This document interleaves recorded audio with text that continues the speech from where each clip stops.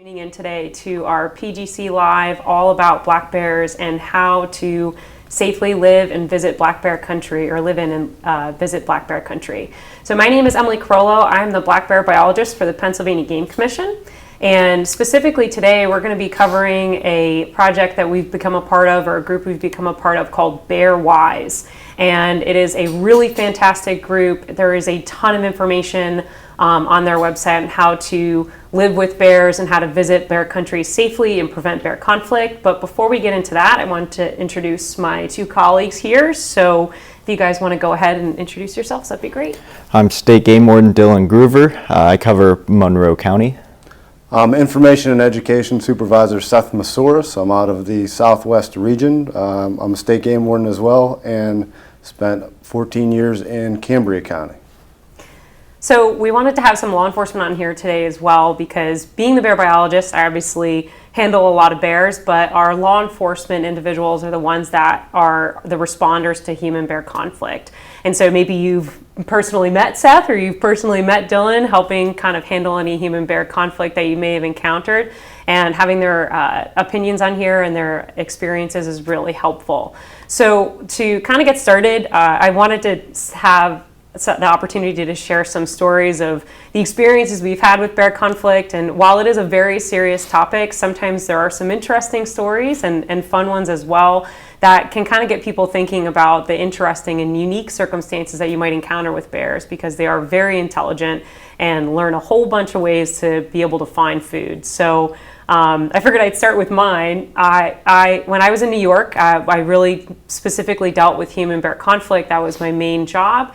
And one of the most interesting conflict experiences that I had was when we would get calls about bears trying to get into like the side paneling of houses, or trying to like rip open septic tank lids.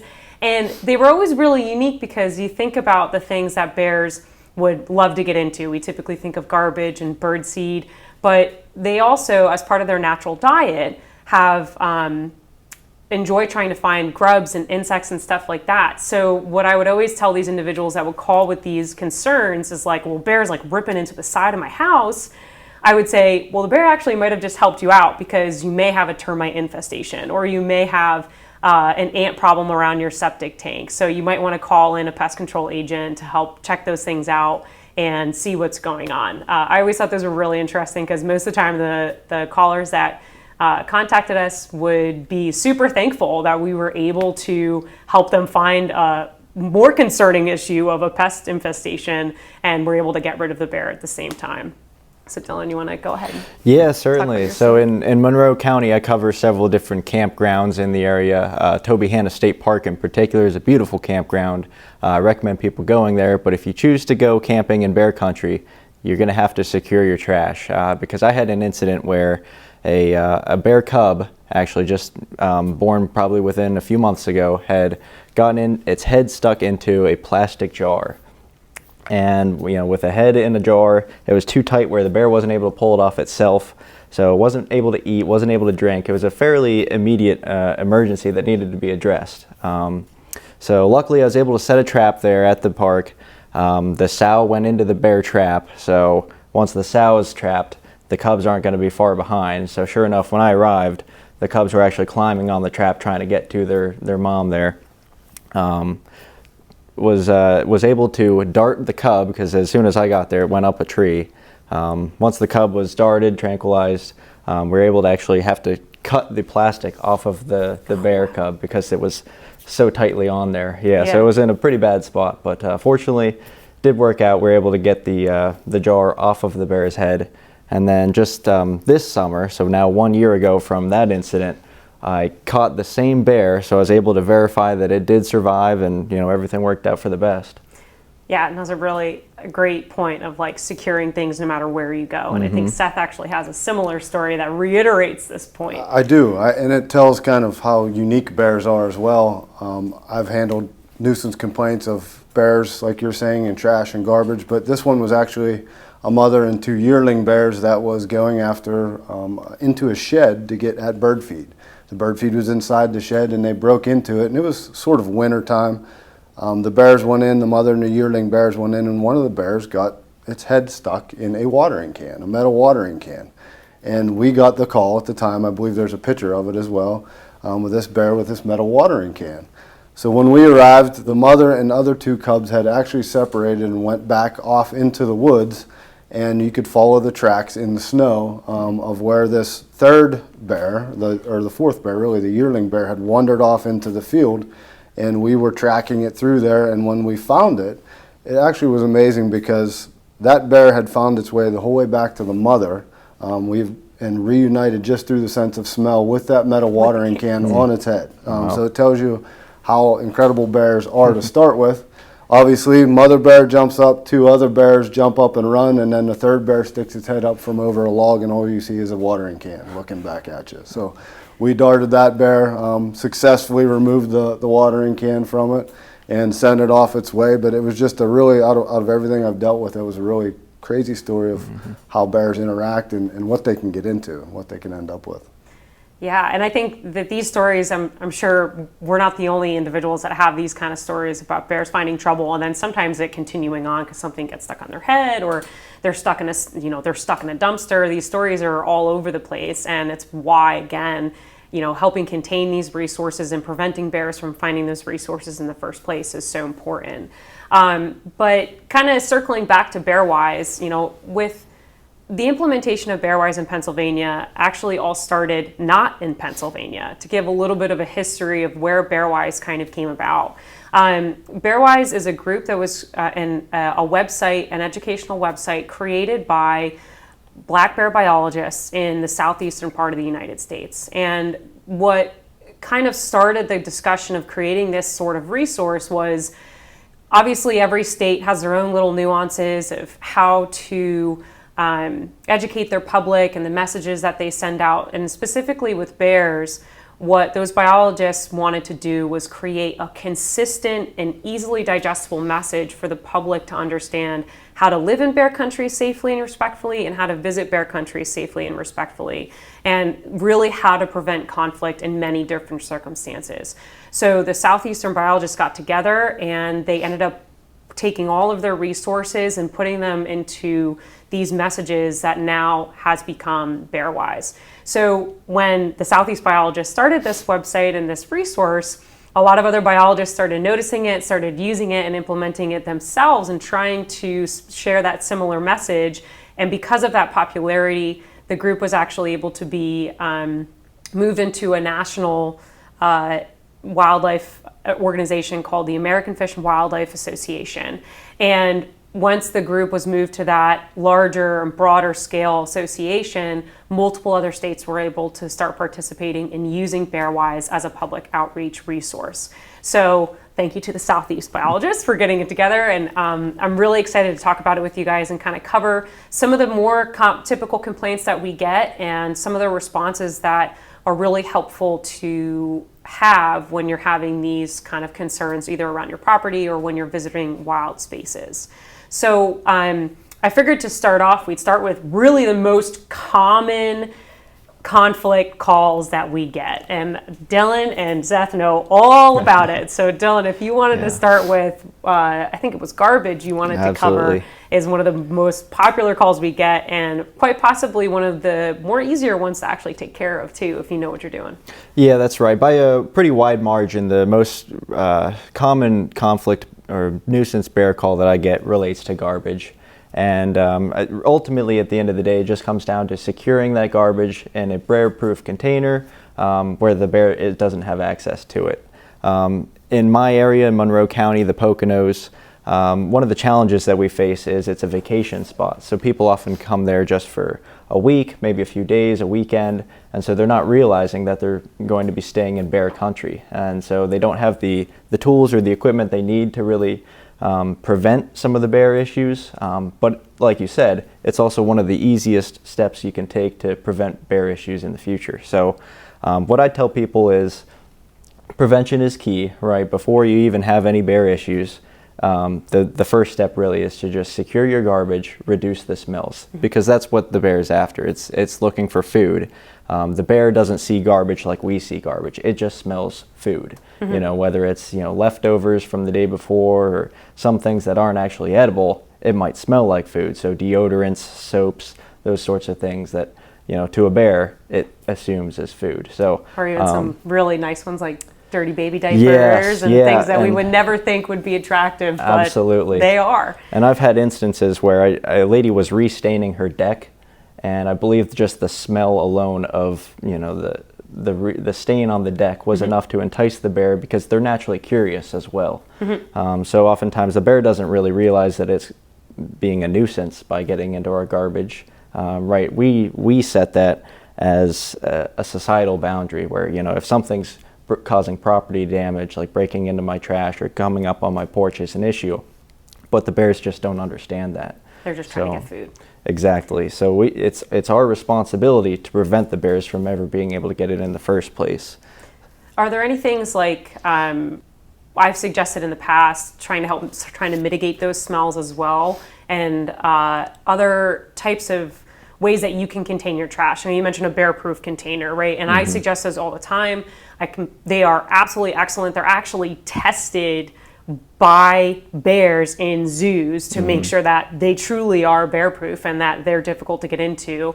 But if they don't have access to something like a bear-proof container, or maybe their waste management company doesn't offer it, are there other things that you can do to contain your garbage as well? Yes, certainly. And for homeowners especially, if you're able to just keep your trash in your garage, rather than letting it sit out on the road or in your driveway, that's oftentimes enough to keep the bear at bay, and it'll just pass by. It might smell your garage, but one of the options is the use of ammonia. So there's a couple ways to do that. I recommend people just mix a spray bottle and spray that maybe along the base of the garage where the smells are going to be venting out from, or just spray the trash bags directly as soon as they get into the trash bin.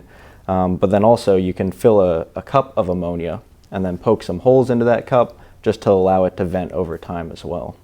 That's a good idea. That's a really good idea. We've also used, I've mentioned also being able to use bleach in the past to the public when they've had concerns, but just to be aware that you cannot use bleach and ammonia. That is a noxious mix. So I'm going to make that very, very abundantly clear. It's one or the other. And some of the things that I've suggested too is, like, every spring, if you take your garbage can, you give it a good scrub. I think we all know what a garbage can looks like by the end of the summer. It's gross, it's crusted over with a whole bunch of sticky stuff and, maybe even maggots and flies. You never know, right? So if you can clean it once a year, just to make sure it kind of freshens it up and it's not as tempting to a bear, and then using either ammonia or bleach and spraying, I say spray every bag that goes in there, or spray the garbage can down once a week. So containment and mitigation are really important. And I know that what I also like to mention to people, as Dillon already mentioned as well, is really not just leaving like your garbage cans out all the time, every single day, 24/7.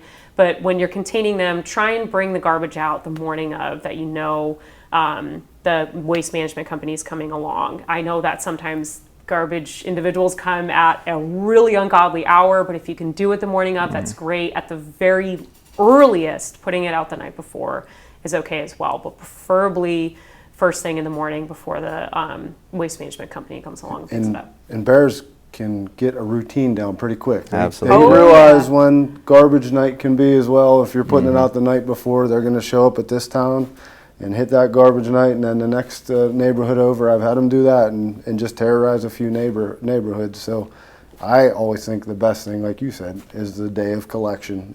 Put it out early that morning and go out and get rid of the food source. Self-help, I guess. So Seth is going to cover one of our other big topics that we get calls about all the time, and that is bird feeders. I do. In the southwest part of the state, we have garbage complaints. We have a lot of complaints, but it seems like our big thing is bird feeders. And everybody likes to feed the birds and see the birds and put that out there because we enjoy that. It's nature. You want to see nature. But if you're going to do that, you also have to understand that you are going to attract other things than birds. You're going to get squirrels. You may get predators that go after the squirrels, but ultimately a bear is going to come by because they live to eat, and that is the easiest food source that is out there. You're putting it out there a lot of times, suet cakes, multiple. I've had 20 bird feeders in a yard at one point in time. So the best way we tell people to deal with it is you have to remove the food source. If you're able to get rid of the food source, the bears will go away. Ammonia helps. People love to feed the birds, and you can take that bird feeder down during the day, during the night, and then put it back up during short periods of the day if you want to. But still, this time of year, bears are active a lot, and we suggest you remove it for weeks. The birds don't need food right now, so they can find food naturally. And you could do, I believe BearWise has a habitat pamphlet out there on the website of how you can naturally produce habitat for birds. Bird houses, bird baths, certain types of planting like sunflowers, I believe some different flowers that you plant. Or different berry bushes. Yeah, and even if you don't need berry bushes are good, I just suggest, you might get bears as well with the berry bushes. So those habitat modifications, most people don't realize if you do that, you can attract birds naturally to your area without having to set a smorgasbord for a bear to eat as well. So we suggest that if you're in bear country and in those areas, make those modifications around your house, and you have flowers as well. So yeah, and Seth brings up a lot of really good points, especially that we don't need to feed birds in the winter. I know it's so tempting, and there's so many really beautiful bird species that come during the summer throughout Pennsylvania and migrate here from all over the continent. And one of the main things that birds need, especially in the summer, is not necessarily the food resources. There's plentiful in the summer, but is really shelter and the ability for birds to also protect their feathers, not only through using like water bird baths, but they also take dust baths. They need gravel to help process food and be able to make sure that their digestive systems are working correctly. So there's a lot of things that you can do to attract birds to your yard naturally that are really helpful. And actually the Game Commission, I'm sure you guys have been part of the many different bird boxes that we have, and having events where people can build them. We have many different, bird shelters and bird boxes that you can actually get from the Game Commission to encourage native Pennsylvania bird species to your yard without bringing in these guys. I always like this fact a lot, that a single block of suet, we're talking, 4 inches by 4 inches, has 2,000 calories. Bears want the equation of calories and caloric output to be heavy on the calorie side. They want very little effort to get that food. So when someone has 20 bird feeders in their yard, I know where the bear is going. It's a lot of calories for very little effort. And another fact is you're attracting bears to your backyard, but once it figures out there are food source there, it's going to check everybody else's porch out, looking for those hummingbird feeders that are full of sugar water, looking for those suet cakes. So if you're in a residential neighborhood, you are training a bear to become more used to humans, which what we don't want. So we would encourage, to take that stuff down and remove it, and don't be part of the problem, be part of the solution, I guess. And that's where we try to work with people in the Southwest and educate them. And I think that's kind of why you're here today, with the BearWise stuff. Exactly. So as Seth pointed out, BearWise actually has a wonderful pamphlet and PDF that discusses how to attract birds to your yard naturally.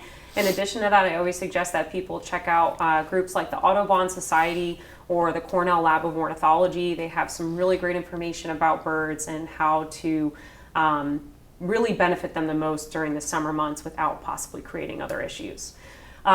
So the next topic that we were going to get into, and we'll probably all talk about this a little bit individually, but are some of the more serious types of conflict that we get calls about. So I guess I'll start with pet encounters. Personally, being a dog owner myself, I love my dogs. They are fantastic. I have a dog that will listen to me and stop on a dime, and I have another dog that would run away in a heartbeat if given the chance, and not because she doesn't come from a loving home. But it's very important to realize the safety of our pets is in our hands. So whenever we go out and visit wild spaces, or even going into a backyard and we're living in bear country, that we need to be aware that pets, and specifically dogs and bears, do not mix. And it could be, the smallest of dogs or the biggest of dogs. Their natural instinct is going to be to chase away anything that's in the yard. And I'm sure you guys have gotten plenty of calls about this, about concerns of dogs going after bears. And unfortunately, as you can see by a size replica here, now this is quite a large bear, but even, you know, a 100-pound bear can do a lot of damage to a dog when the average dog is only around maybe 40 to 60 pounds. So it's very important to remember when you're living in bear country that before you let your dog out, take a look, shout, announce yourself. Hey bear, Fluffy's coming out and they got to go to the bathroom, so it's time to leave the yard. It sounds really silly and seems like, you know, what's the point of doing it? But as soon as that bear hears you and realizes that something is going on, they're going to, A, be way more cautious about how they move around the landscape, and B, they're hopefully going to remove themselves before the dog comes running out of the yard or running out of the house and into the yard and potentially chasing that bear. The second thing is to always remember to keep your dogs contained when you are on leash, when you are visiting wild spaces. Like I mentioned before, I have one dog that'll stop on a dime. I have another one that would never even look back if given the chance. So she's always on a leash. The other one, I let him off in situations where, you know, it's appropriate. But even still, in areas that it makes sense to leash your dog, if you feel like you might encounter wild species, and particularly bears, it's important to make sure that you have control over your pet. Dogs are often the ones that suffer the most when it comes to pet or dog and bear encounters because of their size in comparison to a bear. And a bear is going to defend itself if it needs to defend itself. And I don't know if you guys have any particular stories of where dogs have interacted with bears, but I was hoping maybe one that a person may have gotten involved to try and break the fight up and unfortunately got injured. And that's something to be cognizant of. I don't have any where people got involved. I've had it where they almost had to get involved. The dog runs out, and that's, like she said, keep your dog on a leash, look outside and yell first. I suggest as well, look at your dog before you allow your dog to go out, because most of the time your dog knows that bear is there before you even open that door. The reaction of your pet as well, they can smell, they have a sense that something is there, something's wrong. So you know your pet better than anybody else. I tell people, look at your pet, and if it's acting strange, something's probably not right. But I've had dogs run out, and for me, my experience has been, it's always the little dogs. You know, it's the one that's a quarter of the size of this that runs around barking, because that's generally what they do, and they chase stuff and they run out. Now, my experience is if a bear is cornered, that's where the attack comes in. If it has a place to go, they'll run up a tree. I've had dogs chase bears up a tree in the middle of town, but you know, a lot of times they're still going to try and run away, but if they're cornered or they have young, they're going to defend themselves. And it's the same with dealing with people, and I've had bears attack dogs. Unfortunately, I've had bears kill dogs. I've had owners try to get involved and luckily escaped without getting harmed and got involved a little bit, you know, running out. I don't suggest that. That is a bad interaction. You're asking for trouble when that happens. You know, if you can't get your dog back, you don't want to put yourself in harm's way as well. That's for sure. Absolutely. Yeah, that's, that's absolutely right. And to Seth's point, I think with the bears getting cornered, one of the important points is if you have a fenced-in yard and you're about to let your dog out, just take a minute, turn the light on outside, look around, maybe even let the dog out, hold on to the collar, see if its mood changes, if its, you know, ears perk up, that sort of thing, because it will likely show signs of increased interest, perhaps, in the backyard and the smells that it can detect as well. And most of these happen at 3 o'clock in the morning. Your dog starts barking for some reason, and everybody's thinking, the dog needs out, has to go to the restroom. So tired, your eyes aren't open, and you open the door and let the dog out. Well, the dog's barking for a reason, abnormally or acting a different way, so that's why they do what they do and run out and chase the bear around. So just be, like you said, cognizant of the area and know your pet for sure, and don't try to interfere with it, that's for sure. Absolutely, and those are really like key points, especially that, you know, it's really tough in those scenarios. If you do have a situation where you're nearby and your dog gets involved with a bear, it's really important to remember that, you know, you're not going to be able to break them up. The best thing to do is maybe if you're in your yard, you have a hose or something like that that can try and interfere in some way, other shape, or form. But we really want to make sure that, you know, we are able to protect ourselves as well. Bears are going to defend themselves against anything that they feel as though is preventing them from getting away. And the second tidbit that we had there is, I'm blanking on was dogs and bears and Livestock. Oh, and getting cornered. I'm sorry. Cornered, That's sorry. a really important one too. Is like Dillon had mentioned with the fences. being aware that any bear that wants or feels as though it's stuck, it'll go through something to get out of the way. So making sure that we don't corner bears unintentionally, and unfortunately dogs aren't as aware of that. So making sure that we're kind of allowing for that space for the bear to be able to remove itself from the situation.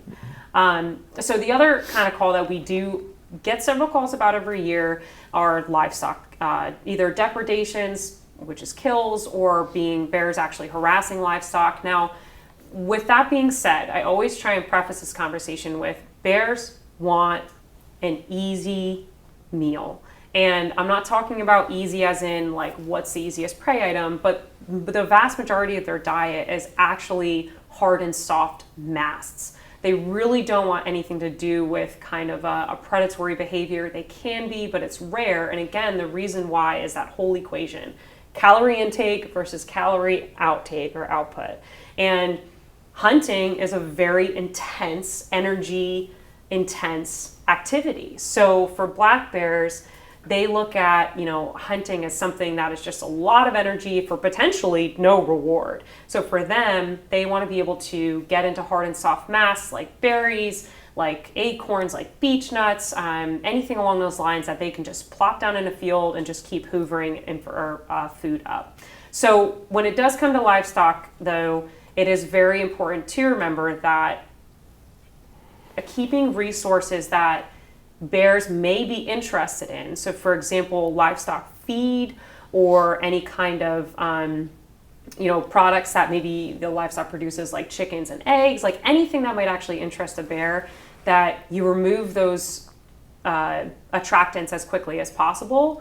And then in addition to that, especially at night, it's important to keep smaller livestock contained, and preferably maybe even have an electric fence. I don't know if you guys have had any experience putting up electric fences or communicating with people, but to me, they are a wonderful resource, especially for things that are easily fenced in. Things like sheep, goats, keeping them in a barn, or chickens are another really good one to be able to protect with an electric fence. And we've had specific circumstances where I've had a person who lives in bear country in the middle of the mountain. They plant corn in the fall, and which carries over some into the spring because they don't pick everything. So that's a food source. They have blueberry bushes, they have beehives, and they have livestock and chickens. And they live in the middle of the woods. And there's bears constantly because bear area. We were able to successfully eliminate most of the complaints through fencing.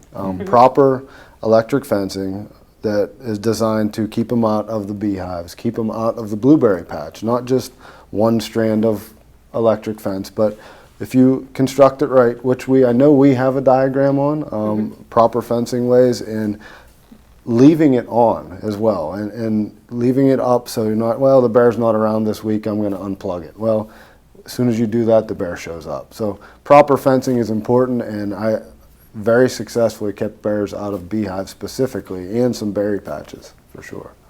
Yeah, now you never want to tell somebody that they're asking for bear trouble, but when you choose to keep all those sorts of things and small animals caged up, no pun intended, but they're sitting ducks. Yes. So you have to take extra measures then to secure those animals. And I tell people that I understand that the electric fence is especially an initial expense that they're going to have to invest in. But I think it's an investment well worth the peace of mind, knowing that the animals that they're keeping then are secure and safe from the wildlife. Any livestock issues I've ever had were chickens and goats, and the bear, like you said, they're looking for an easy meal. So they've come in. That was a secondary thing that was, oh wow, this is easy. But there's other berry bushes or some other food source there that I'm sure draw that bear in. And livestock feed in particular. Livestock feed, and brought it in, and then took the opportunity, because that's what they are, huge opportunity. Yes, take a chicken or two and cause the issues that way. So remove those food sources, and you'll less of a conflict for sure with the livestock. That's the way that I would suggest dealing with it.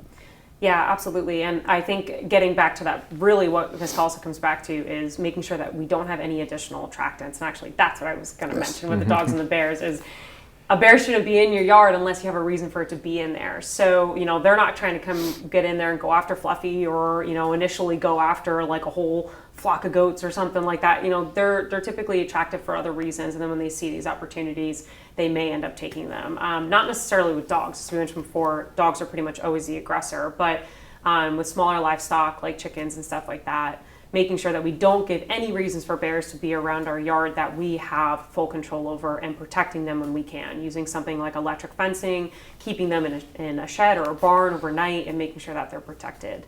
So the last thing I wanted to go over is encountering a bear when we're in the woods, and how do we recreate safely in the woods and avoid kind of any human-bear conflict. And I think this is a really important one, because this involves people that not only may live in bear country, but are really just visiting it and don't maybe have a lot of experience with not only black bears, but wildlife in general when we're visiting a wild area. And I think the most basic premise that encompasses everything I would like to say, but helps kind of start the conversation, is respect the wildlife around you and the wild place you're visiting. So a lot of things that many parks kind of suggest and put forward, like carry in, carry out, are all little tidbits of information that not only are respecting the place that you're visiting and respecting the wildlife that you're visiting, but help you prevent bear conflict. So specifically, if you're visiting a wild area, if you're especially camping overnight, making sure that, as you would in your home with your trash, your pet food, anything along those lines, your grills, making sure that things are clean and they are secure, that we do not leave our bags of garbage after just having our picnic out next to the picnic table, or that if we're tent camping and we're in a tent, we're not taking in our pack that has all of our Cliff Bars and our Chewy Bars and the beef jerky in it, because bears can smell things upwards of a mile away. I mean, their sense of smell is 7 times stronger than a bloodhound. So they're going to be able to smell maybe even that chapstick that's in your backpack that you brought out to go camping with. So make sure that when you visit wild spaces, everything is secure, using things like bear hangs that you can find instructions for. Actually, I believe you can find them on BearWise when you're going out and camping. And using containers that may actually be offered at campgrounds, at lean-tos that are in the forest, maybe along the Appalachian Trail, getting things like bear-proof containers. I don't know if you guys have ever seen those before, the camping ones. Yes. Yeah, Yes. they're really neat. They're intentionally built to be able to prevent smells from getting out, and that you can keep all of your smelly items. So this doesn't just include your snacks, your goodies, but this includes deodorant, this includes chapstick, this includes any shampoos, conditioners, etc. Anything that you'd be bringing out with you into the woods. So securing things are very important, and it becomes a little bit more difficult when you're in the woods. So have you guys ever given some unique Well, advice? I can tell you that we want people to see bears. That's for sure. I mean, people go to those places to see this wildlife, and we just, I think, try to get across the message of, we don't want the bear getting to the point where they associate people with food. So those, with the tips that you give out as far as bear-proof containers, smell-proof, and everything camping, we want you to see it, but ultimately for the safety of the people, we don't want you to try and feed it or anything like that. So if you do see it, our recommendation, I think, is to keep your distance. Enjoy it. Don't run away. Just enjoy it, watch it, make noise. You don't want the bear not to know you're there, but enjoy watching the nature, and that's why you're there in the first place. And we call bear country in Pennsylvania a lot. Almost everywhere is bear country now with Pretty our much, bear yeah. population. Yeah. It has grown, so you have a good chance of seeing bears anywhere. So. Yeah, I would add, if you're choosing to go to a campground setting, call ahead, see if the staff there have any specific recommendations for securing, or specifically amenities that they offer to help you secure your food. And if it's in a very populated bear area, shame on them if they don't offer some sort of a method to help you secure your trash or food, whatever smellables you might have along while you're camping. But if there are no other options, a locked vehicle with the windows up works very well. It'll contain the smells, keep the bears out. I've had incidents where people will crack their windows because maybe they don't want the car to overheat. They want to have it venting a little bit. Well, obviously that venting allows the food smells to get out, and it doesn't take much, especially a bear like that, to just lean on that window just a little bit, and it's too much weight for that glass to handle. And sure enough, they break the glass on a car door. That's a pretty expensive mistake. So, always windows up, doors locked too, because bears can, eventually learn to start opening doors, and they're very smart. Yep, and that's a really great point, Dillon, that you mentioned specifically. All the windows up, doors locked, because as Dillon mentioned, bears are incredibly intelligent. They can sit around on something and figure out how it works. And what I always tell people is if a bear can get just one claw into anything, whether it's a trash can or it's a window or anything along those lines, it'll be able to get it open, because once they figure out that they have a little bit of leverage, they're able to use it and get access to any kind of materials that they have. As far as like personal encounters with bears, and I think Seth touched on this a little bit, when you're in the woods and you see a bear in the woods, it's kind of important to assess the situation and see where you're at. Obviously, as Seth also mentioned, it's really awesome seeing bears in their natural habitat, doing their natural behavior, and really living a wild life. But with that being said, making sure that you're interacting and respecting that encounter as the person coming into the wild world, it's very important. So if you do see a bear in the woods, it's quite a ways off. You don't know if the bear has noticed you yet. Typically what I say is if you're on a trail, for example, it's not a bad idea if you think it's coming close to the trail or moving across to, where your walking path is, to kind of slowly remove yourself from the situation. Keep yourself facing the bear. Now, this isn't just because I'm trying to suggest that a bear is just going to chase after you, but just like anything that you should be wary of, you want to keep your eyes on it. And then slowly remove yourself, maybe 15 minutes or so back down the trail, back out of the way, wait another 5 minutes, and then continue on your way. If the bear does notice you, it's probably a good idea to make yourself a little bit big, put your arms up in the air, take your jacket, if you have a jacket, and put it up in the air, and just kind of say, hey bear, we're going back down the trail. It's okay. Don't worry about it. And it sounds really goofy again. I know all these things. I think I do it so often that I don't feel goofy anymore when I'm doing these demonstrations. But, announcing yourself in a loud, firm voice. That way the bear knows, I see the person. I don't want that interaction. They clearly don't want an interaction with me. And they're going to go on their merry way. And then, if you back down the trail again, stay facing the bear, just kind of go back a little ways down the trail, and then continue on. If you have a close encounter, it is very important to make sure that you give the bear any space that you possibly can. Bears will run out of the way before they actually have to have a physical encounter with a person. And if there is space for that bear to move out of the way, to run away, they're going to take it. So it's very important to remember that space is key. If you can give the bear space, give it space. If you do, in the very unfortunate circumstance, and I should really make clear, in the very rare circumstance that you actually have an encounter with a bear in a situation like that, it is important to fight back. Once the bear realizes that I don't want, this person's fighting back, I got to get out of here, and they can make that realization, they're going to remove themselves from this situation.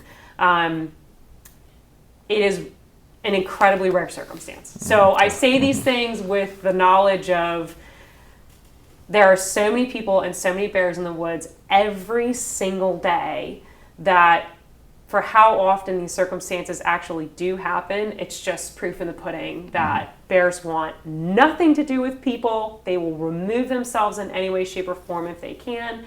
And making sure that we as people give bears and other wildlife enough space to safely remove themselves if they want to remove themselves, and kind of not be forced to have that encounter is really important. I agree, and that's one of the great things about the BearWise website is if you go to the website, all this information that we talked about is even in more depth and in more detail in BearWise, and we've never had a resource like this before to provide this information to the public, and it's huge to educate the public about all the bear encounters and what you should do when this comes about. I mean, everything we've talked about for sure is there. Yeah, I think the BearWise is a great tool for the agency. I know I've personally had averaging about a nuisance bear call a day, between March and now. So it'll help me because there's more information on that website than even I'm able to provide. Yeah, we have a way to direct people to where there's a consistent message, like you were saying, and why it was developed. And if we direct people to there, there's a self-help tips that maybe they pass on to their neighbor, and it just spreads. But the BearWise is a good resource for the agency for sure. It really is. I'm super excited. And again, like Dillon and Seth mentioned, if you get the opportunity, it's www.bearwise.org. It is a fantastic resource.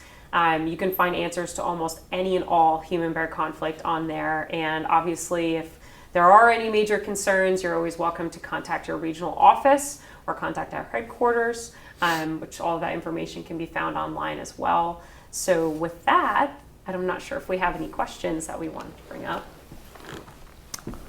So the first question is, what can I do to ensure a bear doesn't get too comfortable around my house?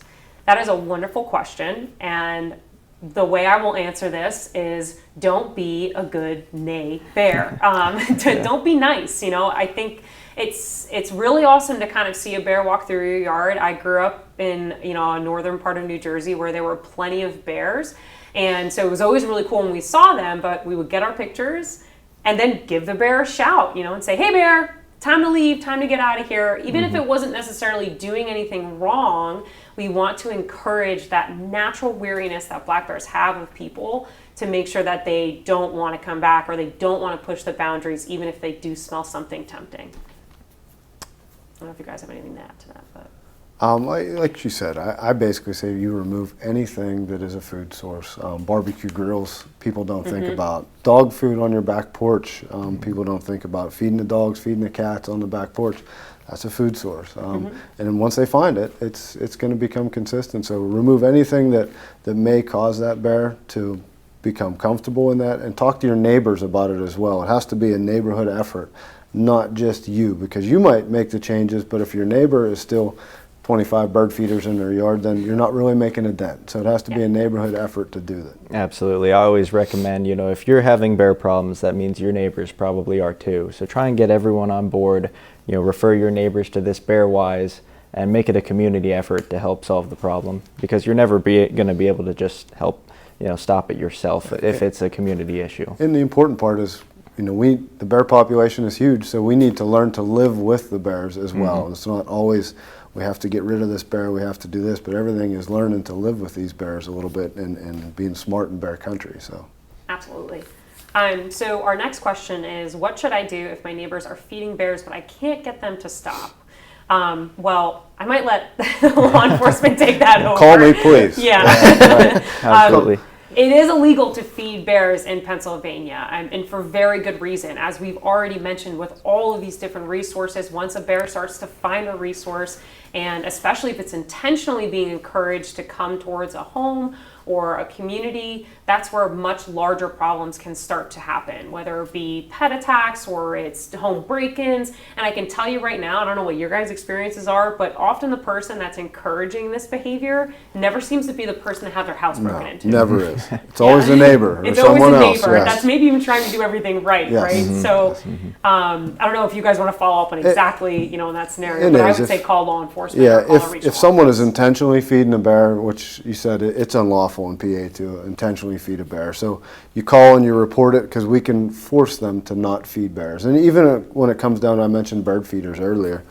Bird feeders, although not intentionally put out to feed a bear, if it is becoming a problem and is causing a neighborhood problem, we can enforce it to take it down. Take it down. You're not allowed to feed it, because now at this point, yes, you're feeding the bears, but you're also feeding the birds. You're intentionally feeding the bears as well. So we have them remove it for a time and just call the Game Commission on those aspects for sure. So we have, what should you do if bears use your swimming pool? That is a unique one. I don't know if I've ever actually gotten that one before. Go for a dip. Yeah. So I can understand that with bears using a pool, there's all these like really, you know, cute videos of bears jumping in to cool off and use a pool. At the same time, pool liners and other items that are in pools can be very expensive. So first and foremost, is that water is naturally going to be something that bears may be looking for, especially during these really hot summer days, to cool off. They can't sweat like we do, or like humans do. They will pant, they will just find cool and shady areas, but water is a really great way for them to cool down. So if we don't want them using specifically like a larger pool, the best way to probably try and protect it would be to fence it in. One of the ways, that's a difficult one because that becomes a resource that It becomes is, a little harder to and protect. not everything I don't think can be solved. And if a bear is routinely using your pool, I would say call us again Yeah. as well. I mean, that'd be a scenario where hopefully attempting to capture and remove and relocate a bear successfully would work. But I've never experienced it where a bear routinely used that Right. pool. Maybe once a bear showed up and used the pool and jumped in, and on a hot day like today, 100 degrees. But I don't know about you if you had more experience with that. Yeah, you can't blame the bear. I mean, I wouldn't mind one myself jumping in, but I think it's a case where the bear happens to stumble upon it, says, oh, I'll take a quick dip and move on. Kind of a transient bear, not necessarily a bear that's routinely visiting your pool. And as Seth said, if that is the case where it's there every day, you might want to let us know and we'll see what we can do about it. And to reiterate the point of the bear may be going for a swim, but then if you have your bird feeder up, they may Right. now find a bird feeder in your yard. So don't give the bear any reason to actually visit your yard and make it a recurring process where it gets, dinner and a pool dip all in one shot. Our next question is, why do we put ear tags in bears' ears? So there is really the main reason why we use ear tags and why we tag bears is because, as you can imagine, you can't really tell one black bear from another black bear. There's really no way of having unique markings, unlike maybe some species, especially cat species. We're thinking about like tigers, leopards that have unique patterns that are often used to identify individuals. But with black bears, unfortunately, we can't do that. So when we capture and tag a bear, or when we capture a bear, we tag them to identify them as an individual, which helps us with our population estimates. It also helps us in the future if that bear maybe was involved in conflict to identify it as an individual later, so we can see, okay, this bear, was involved in conflict in 2018 and it hasn't been captured since, so, it's involved in conflict this year again, but it doesn't seem to be a recurring problem. Whereas, a bear that is captured every other week doing something involved in a community can help us identify if an individual might need maybe some harassment applied by officers when released to try and encourage that weariness and avoid any kind of conflict. So it's really just to identify individual bears moving forward for multiple different research and conflict purposes. Yeah, just to add to that, I mean, most people always ask, and I'm sure you get it as well, that bear has 2 tags in its ears, it's been caught 2 times at least, it's multiple news, and that isn't the case. Every time we catch a bear, we put a tag in each ear, and we also tattoo that number on the lip, because they oftentimes rip that tag out during fighting or during mating. But that tag also helps us if we would catch it again. I may be able to look in that trap and just read that tag number without sedating that bear and tranquilizing that bear. So that's another reason for the external tags, like you said, identification. Yeah, absolutely. And just because the bear has tags in its ears, that doesn't identify it as a nuisance bear either. Absolutely. Yep. We do a lot of research trapping where we'll always tag the bear as well. That's a really good point because we get a lot of questions about that. Why does it seem like we've had more bear sightings this year as opposed to other years? So as far as bear sightings and bear conflict goes, there is definitely a pattern of where bear conflict increases when natural food resources, for some reason, have decreased or the mast isn't as good. So this can include for both soft and hard masts. They both are important parts of a bear's diet. So typically we'll see conflict increase when we see poor natural mast years. That's been documented in plenty of literature and plenty of research. So I'm not quite sure what the, natural mast looks like right now. I haven't really seen many good blueberry crops, but I haven't really noticed much else.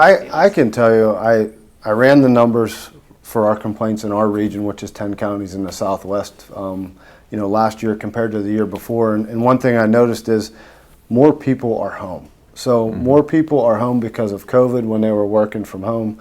Sightings were up almost double the year that COVID started because people were seeing stuff that was always there.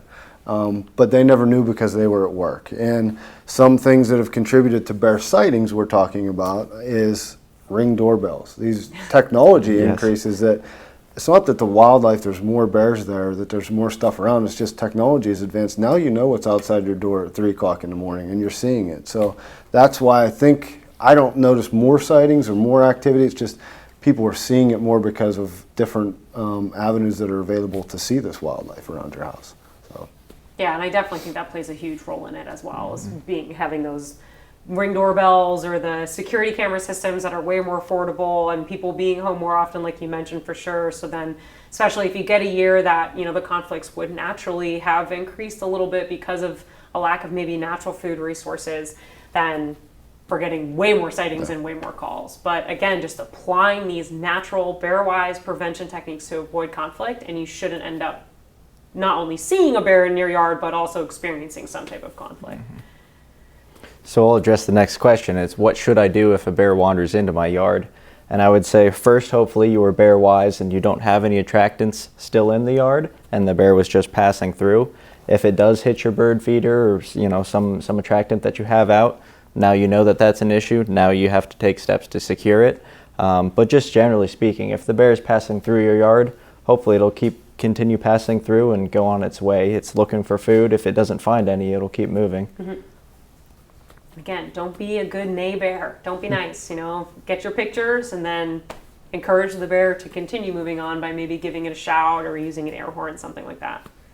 Seth, you want to read the next one? Sure. It says, how can I avoid interacting with a black bear while hunting deer? I don't know if there's necessarily an avoidance strategy on this, because oftentimes people that are hunting deer are targeting or setting up around a food source that bears may be interested in as well. If you're going to be a successful hunter, you're looking at cornfields, you're looking at hard mass like acorns that, you know, deer are going to be using, and bear are going to frequent those areas as well. I would almost go into the woods expecting to encounter that and know the same methods that we're talking about of making sure that bear's aware that you're there. If you're concerned about interacting with a bear, making the noise, yelling and screaming at the bear, you know, and in my experience, 98% of the time, if not more, is going to turn and go the other way. It just doesn't know you're there. They do occasionally become curious of tree stands, and I believe that is because of some smells that people use, some scents and lures sometimes of hunting. They'll sniff around tree stands, sniff at different things. Again, make sure the bear knows you're there. Everyone's seen the videos online of bear climbing up tree stands while a guy is there, but no one has ever said anything to the bear until it's right at the base of the tree stand. So let them know you're there. And it says, how also can I protect my harvest if there are bears around? Again, ultimately you want to recover your deer first. And if a coyote is more likely, in my case that I've seen, a coyote is getting onto your harvest before you do. But again, that's going to happen, and I don't know that there's a way to prevent it. If you try and chase the bear off and it doesn't want to leave, guess what? You know, the bear can have your meal. It's like kind of like your dog. It's not worth getting into the mix of, for sure. Yeah, for sure. And I think, you know, this might emphasize the point of like making sure that you have clean, you know, clear shots, that the deer or whatever you're harvesting at the time is not running a mile off into the woods and then you have to chase it down because it was a poor shot or something like that. So being aware of making sure that you have nice clean kills and that you can track the animal pretty easily when you get through it will help prevent it. The other thing is that also being aware that bears can be attracted to gut piles. There actually was a circumstance when I was in New York that there was a bear.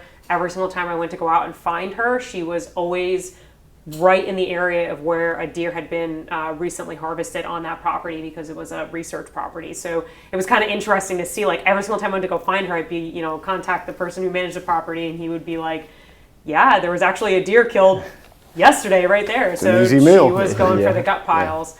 I think bears, for the most part, though, as I already mentioned, are going to want to avoid you naturally, especially during the harvest season, because bears know that they are a harvestable species. They want nothing to do with people when it comes around the harvest season. So I'll read, you read the last question, so I'll read the next one. It says, do we have any bear damage reimbursement programs? Yes, we do.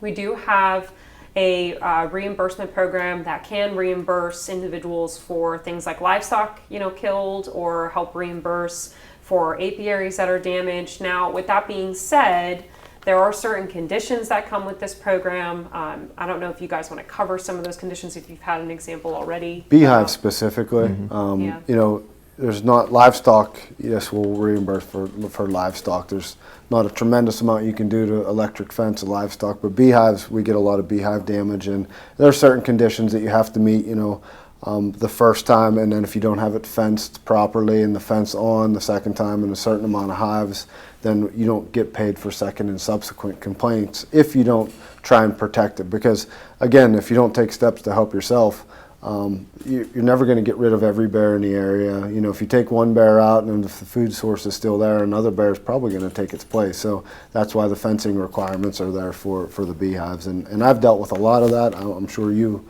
probably have some beehive damage complaints as well. Yeah, that's right. I mean, we always look for the property owner to take steps to prevent it from occurring in the first place. And then, you know, if it's a subsequent damage bear call, we look for further implementation of, you know, reducing that sort of conflict. But all cases are reviewed on a case-by-case basis. So the next question is, are bears rebounding from mange, and what can we do to help? So when it comes to mange, it's a little bit of a unique disease. Mange is caused by a parasite. It's Sarcoptes scabiei is the mite that causes it.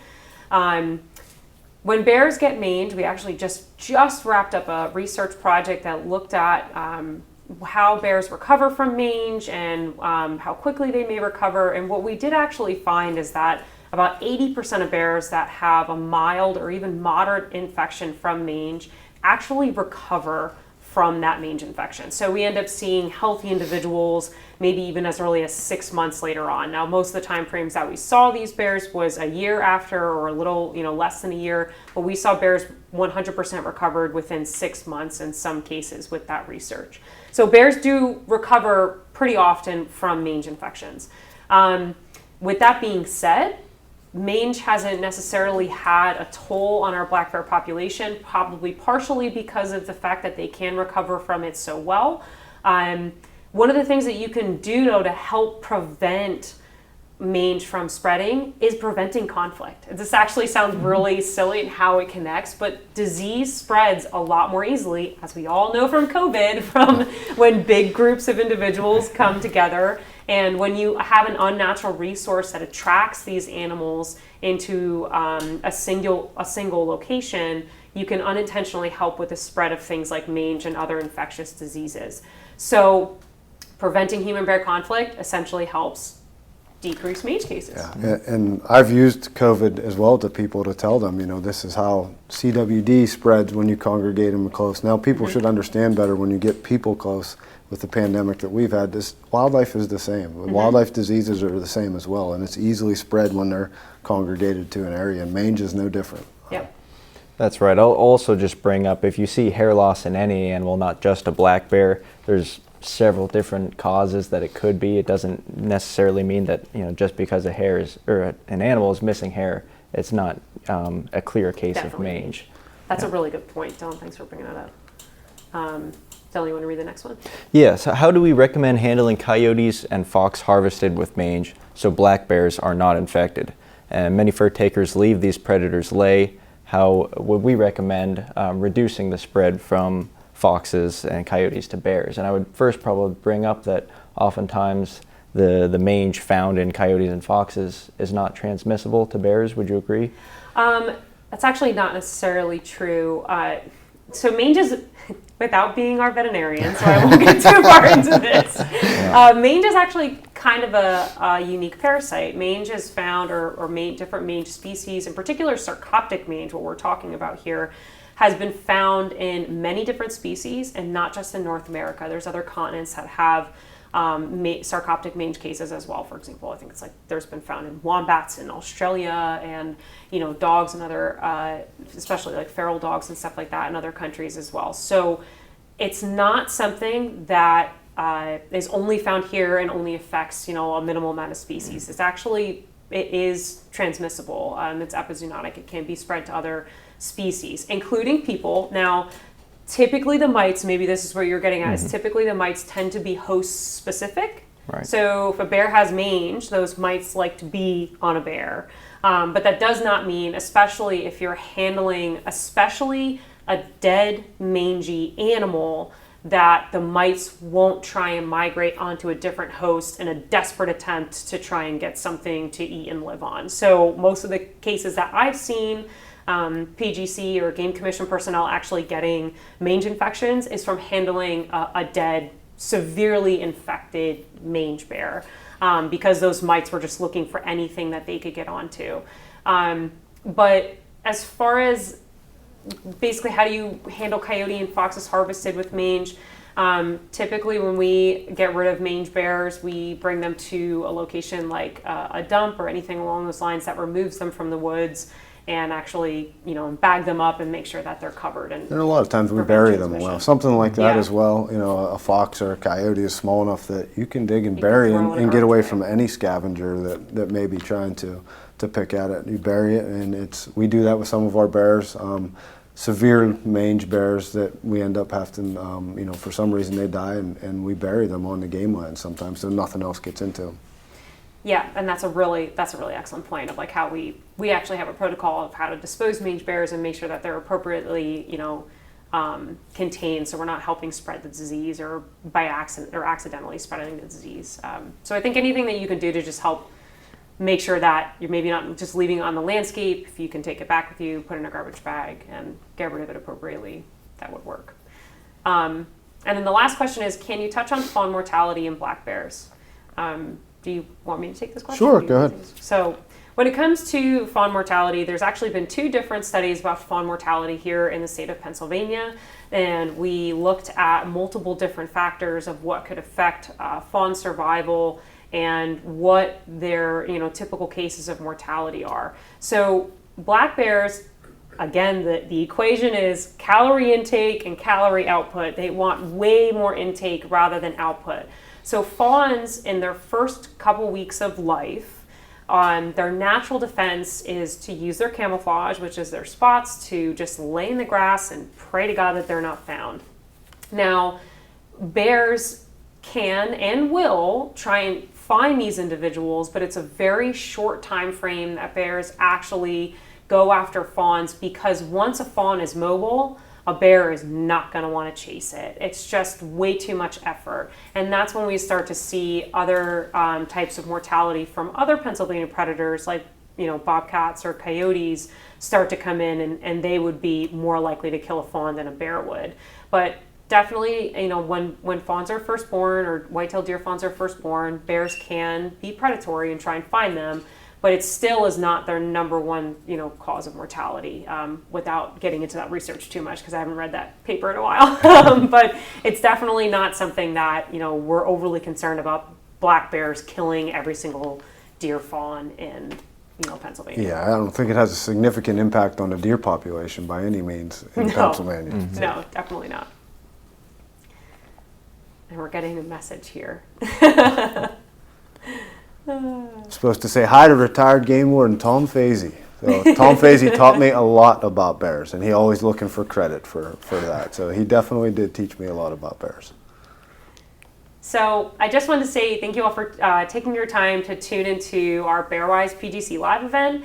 If we didn't get to your questions, we will post the answers to them in our comments section later on. And if you can, please visit bearwise.org and learn all about what we talked about today, and even more information. There's really some great tidbits on there to how to live with black bears and recreate in black bear country safely. So thank you.